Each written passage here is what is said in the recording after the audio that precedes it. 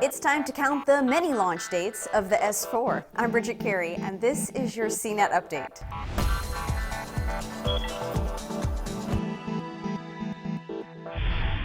We have more details on when the Samsung Galaxy S4 smartphone is hitting stores. Right after AT&T began taking pre-orders for an April 30th delivery date, T-Mobile announced it's going to be first, selling it on April 24th, and Sprint is following 3 days later. We still have yet to hear from Verizon, but apparently it'll be on sale sometime this month. Sprint is doing something pretty odd, though. It's charging more for the S4 than other carriers, $250 with a 2-year contract. But if you're new to Sprint and you switch over, it charges only $150 for it. I'm sure that feels unfair if you're a loyal Sprint customer. AT&T and US Cellular are selling it for the typical starting price of $200 with the usual 2-year contract. And US Cellular is even throwing in a free S-View flip cover with advanced orders, but it won't even say when customers are going to get their hands on the S4. This is expected to be a very popular phone and the biggest challenger to the iPhone. The iPhone puts on this global launch where every carrier sells it the same day. But carriers just don't do that with other big phones. They put it on sale whenever they feel ready.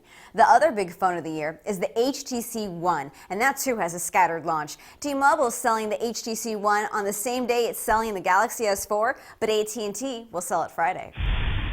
But when it comes to the next big phones, don't expect Microsoft to build its own phone anytime soon. Apple does it with the iPhone, Google does it with the Nexus phone, but a Microsoft executive has said there's no need for Microsoft to build its own smartphone like it has with the Surface tablet.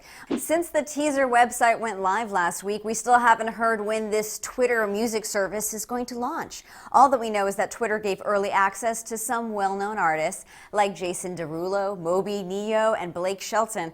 And they've been tweeting good things about it. We'll keep you posted.